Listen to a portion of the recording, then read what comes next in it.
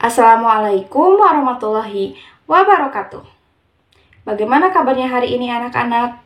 Semoga kalian selalu sehat dan selalu ada dalam lindungan Allah Subhanahu wa Ta'ala. Amin. Anak-anak, hari ini kita masih belajar dengan kondisi pembelajaran jarak jauh. Dengan kondisi seperti ini, semoga kalian tetap semangat ya.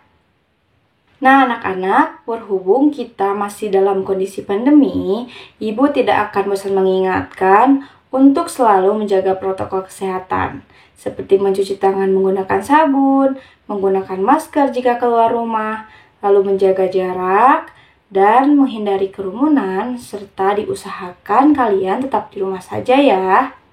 Hari ini kita akan melanjutkan pembelajaran PPKN. Namun sebelumnya kita berdoa terlebih dahulu yuk. Berdoa dimulai.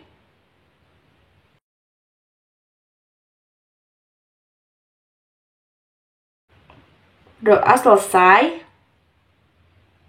Tujuan pembelajaran hari ini menjelaskan arti penting semangat dan komitmen kebangsaan untuk memperkuat NKRI. Baik anak-anak, minggu lalu kita telah mempelajari bagaimana peran penting tokoh masyarakat akan pentingnya semangat dan komitmen kebangsaan untuk memperkuat negara kesatuan Republik Indonesia. Hari ini kita akan mempelajari bagaimana sih bentuk-bentuk semangat dan komitmen kebangsaan yang ditujukan oleh para pendiri negara kita. Nah, langsung saja kalian simak penjelasannya berikut ini. Bentuk-bentuk semangat dan komitmen kebangsaan yang ditunjukkan pendiri bangsa. Semangat mengandung arti tekad dan dorongan hati yang kuat untuk menggapai keinginan atau hasrat tertentu. Para pendiri negara bersemangat berjuang untuk kemerdekaan Indonesia. Pelajar bersemangat belajar untuk menyongsong masa depan dan untuk pembangunan bangsa Indonesia. Apabila kita maknai lebih jauh tentang semangat dan jiwa komitmen kebangsaan, pendiri negara memiliki jiwa, semangat, dan nilai-nilai yang sangat tinggi terhadap bangsa dan negara. Jiwa, semangat, dan komitmen dalam perjuangan merebut kemerdekaan disebut juga sebagai nilai-nilai kejuangan 45. Untuk memperoleh gambaran tentang nilai-nilai 45 yang berkembang pada setiap zamannya, diadakan periodisasi sebagai berikut. Yang pertama ada periode masa sebelum pergerakan nasional. Yang kedua ada periode masa pergerakan nasional. Yang ketiga periode masa proklamasi dan perang kemerdekaan. Dan yang keempat periode masa perjuangan mengisi kemerdekaan. Periode 1, masa sebelum pergerakan nasional. Sejak dahulu, Nusantara dimiliki oleh kerajaan yang merdeka dan berdaulat.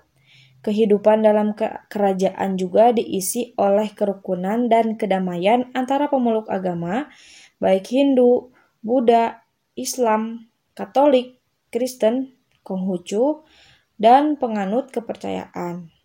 Pada waktu itu sudah mulai timbul jiwa, semangat, dan nilai-nilai kejuangan, yaitu kesadaran harga diri, jiwa merdeka, ketakwaan kepada Tuhan Yang Maha Esa, dan kerukunan hidup umat beragama, serta kepeloporan dan keberanian. Periode 2, masa pergerakan nasional. Sebelum perjuangan di masa pergerakan nasional, perjuangan masih bersifat kedaerahan. Perlawanan di wilayah Nusantara yang bersifat kedaerahan seperti dilakukan Sultan Hasanuddin antara tahun 1633 hingga 1636, Kapiten Pattimura 1817, dan Pangeran Diponegoro antara tahun 1825 hingga 1830, dan masih banyak lagi. Namun, perlawanan masih bersifat lokal dan tidak ada koordinasi sehingga mampu dipatahkan oleh Belanda. Dalam masa pergerakan nasional, jiwa merdeka makin menggelora. Rasa harga diri bangsa yang tidak mau dijajah menggugah semangat mereka dan perlawanan seluruh masyarakat terhadap penjajah untuk berusaha merebut kembali kedaulatan dan kehormatan bangsa. Timbullah jiwa, semangat, dan nilai-nilai kejuangan, nilai harkat dan martabat manusia, jiwa dan semangat kepahlawanan, kesadaran anti penjajah atau penjajahan, kesadaran persatuan, dan kesatuan perjuangan. Tahap awal perjuangan nasional ditandai dengan lahirnya organisasi Budi Utomo pada tahun 1908, kemudian Serikat Dagang Islam atau Serikat Islam pada tahun 1912. Kemudian pada tahun 1928 terjadilah Sumpah Pemuda yang merupakan manifestasi tekad dan keinginan bangsa Indonesia dalam menemukan dan menentukan identitas, rasa harga diri sebagai bangsa, rasa solidaritas menuju persatuan dan kesatuan bangsa, lalu menjurus pada kemerdekaan dan kedaulatan bangsa. Jepang menjajah Indonesia tahun 1942 hingga 1945. Akibat penjajahan Jepang, rakyat Indonesia mengalami penderitaan. Namun, penggemblengan pemuda dapat menimbulkan semangat yang kukuh dan memupuk militansi yang tinggi untuk merdeka.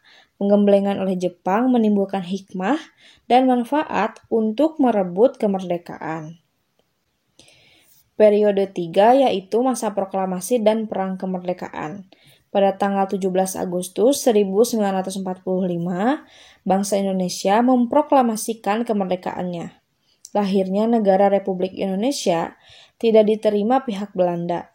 Belanda ingin menjajah kembali. Mulailah bangsa Indonesia melakukan perjuangan dalam segala bidang. Bangsa Indonesia mencintai perdamaian tetapi lebih mencintai kemerdekaan.